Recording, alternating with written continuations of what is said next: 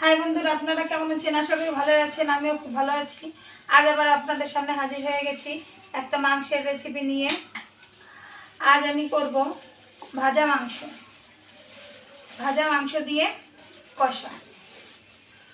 এখানে আমি মাংস নিয়ে নিয়েছি। হ্যাঁ, এগুলো দেখতে পাচ্ছেন, এগুলো মুরগির পা। এটা আমার পছন্দ, আমার বরের পছন্দ না, এটা আমার খুব পছন্দ ভাই, এই জন্য আমি নিয়ে আসতে বলি। তাই এটা দিয়ে, আগে মুরব্বীরা বলতো না, টাকার কেনা মুরগি নলি পর্যন্ত গোস্ত, তাই সেটাই আমি আজ করব। অনেকেই দেখলেই ঠোঁট ভেটকায়, এটা খাওয়া যায় নাকি? ভাই, রাঁধতে জানলে খাওয়া যায়, রাঁধতে না জানলে খাওয়া যায় না। তাই আমি আজকে রান্না করব, আপনারা দেখবেন, এভাবে একদিন করে খাবেন, তারপর আমাকে বলবেন যে খাওয়া যায় কি না যায়। আমার তো সেই পছন্দ। দেখুন, এখানে আমি আদা, জিরে, ধনে, রসুন, পেঁয়াজ, এগুলো শুকনো লঙ্কা দিয়ে বেটে নিয়েছি। এখানে কিছু পেঁয়াজ কুচো করে নিয়েছি। এখানে আলুটা ভেজে নিয়েছি। এখানে মাংসটা পরিষ্কার করে ধুয়ে আমি লবণ, হলুদ, মরিচের গুঁড়ো মেখে রেখে দিয়েছি কিছুক্ষণ। আর এখানে আমি তেলে জিরে ফোড়ন দিয়ে সেখানে শুকনো লঙ্কা, গোটা রসুন আর কিছু পেঁয়াজ কুচো করে সেটাকে ভেজে নিয়েছি। এটা আমি বেটে মশলা করে নেব। আর গরম মশলাটা দেবো। গরম মশলাটা আমার এখনও বাটা হয়নি, আমি পাটায় নিয়ে নিয়েছি। এটা আমি বেটে নেব। রান্না উনুনে দিয়ে আমি এটা করে নেব। এটা গুছিয়ে নিতে পারিনি। হয়তো আপনাদের মনে অনেক প্রশ্ন জাগে যে এই মহিলা যে রান্নাই করুক, এটার ভাজা, যেমন পেঁয়াজটা ভাজা করেছি দেখাইনি।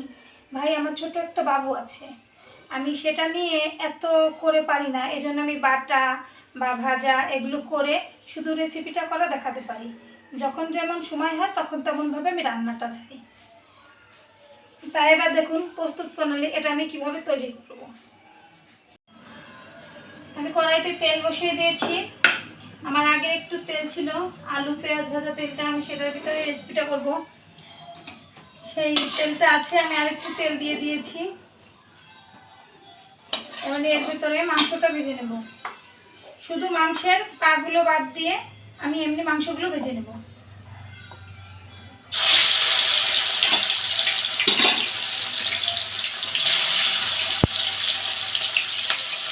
মাংসটাই পাগুলো ভাজবে না, মাংসটা ভেজে নেব।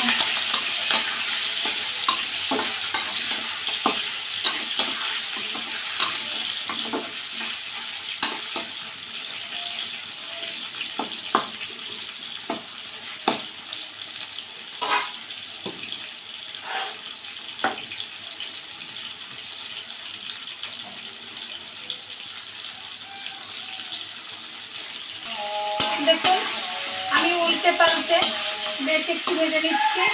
আর একটু ভাজা হবে, আমি উল্টে দিয়েছি। মাংসটা আর একটু ভাজা হবে।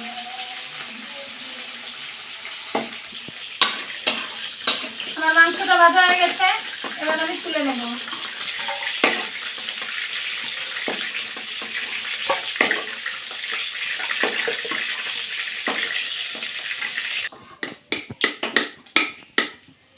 এবার আমি কুচনো পেঁয়াজগুলো দিয়ে দেবো।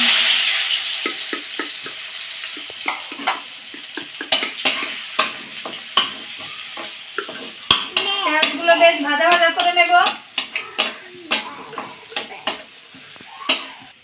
এদিকে আমি গরম মশলা বাটাটা করে নিয়েছি, এবার ভাজা মশলা বাটাটা করে নেব।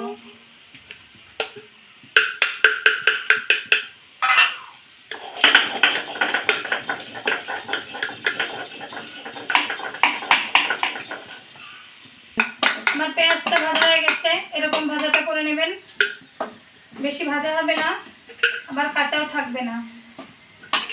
এবার আমি মশলা দিয়ে দেব। যে পরিমাণে যার মাংস পরিমাণ মশলাটা দেবেন। আমি যে বাটাটা করে রেখেছিলাম সে বাটাটা দিয়ে দেবো।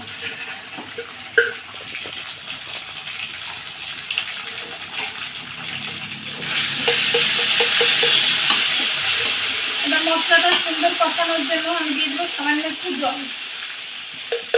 একটুখানি জল দিয়ে দিয়ে মশলাটা সুন্দর কষবে, তা না হলে পুড়ে যাবে। এবার দিয়ে দেবো পরিমাণ মতো লবণ।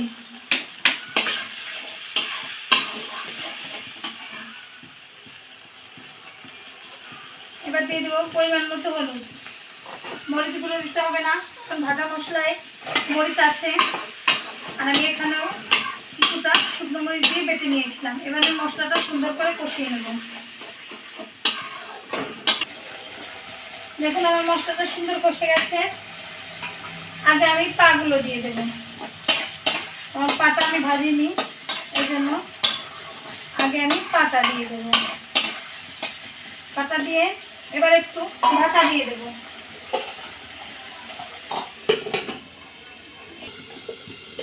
এবার আমি ঢাকনাটা তুলে নেব।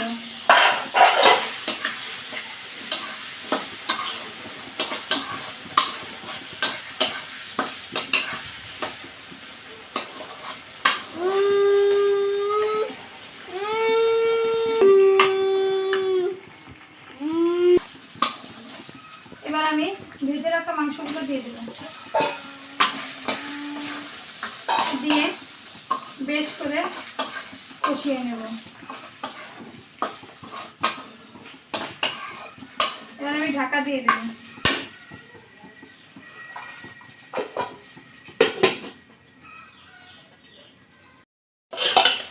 দেখ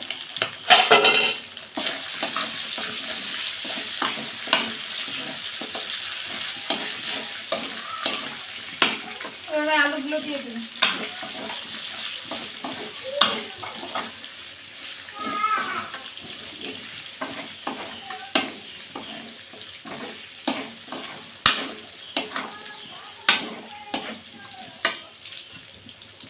এবার দিয়ে দেবো ভেজে মশলাগুলো বাটনা করেছি সেটা।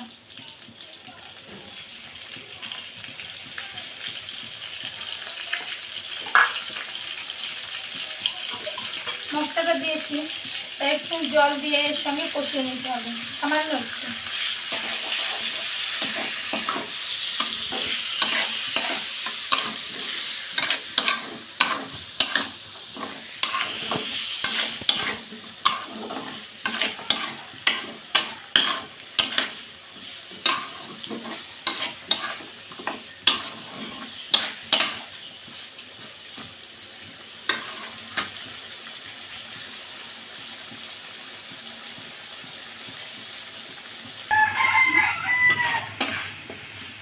দেখুন আমার সব মশলা দিয়ে কষানো হয়ে গেছে।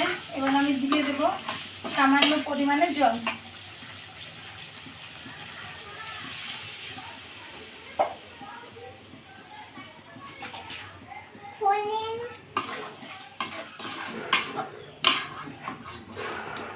এটা আমি এবার জাল হতে দেব। দেখুন আমার ঝোলটা কি সুন্দর বুদবুদ করে ফুটে জাল হচ্ছে। বেশ আর একটু জাল হবে, এরপর আমি গরম মশলা দিয়ে নামিয়ে নেব। দেখুন আমার রেসিপিটা শেষের পর্যায়ে চলে আসছে। এবার আমি লাস্ট গরম মশলাটা দিয়ে দেব, দিয়ে সামান্য একটু জাল দিয়ে, গরম মশলা দিয়ে বেশি জাল দিতে নেই, সামান্য একটু জাল দিয়ে নামিয়ে নেব। দেখুন আমার ভাজা মাংসের কষাটা হয়ে গেছে। এবার আমি পরিবেশনের জন্য নামিয়ে নেব। দেখুন আমার ভাজা মাংসের কষাটা হয়ে গেছে। এভাবে আপনারা একদিন করে খাবেন, আশা করি আপনাদের সবার ভালো লাগবে। যদি ভালো লেগে থাকে প্লিজ আমাকে লাইক কমেন্ট করে জানাবেন। আর রিমির চ্যানেল রান্নাঘরটা সাবস্ক্রাইব করে আমার সঙ্গেই থাকুন। সবাইকে ধন্যবাদ।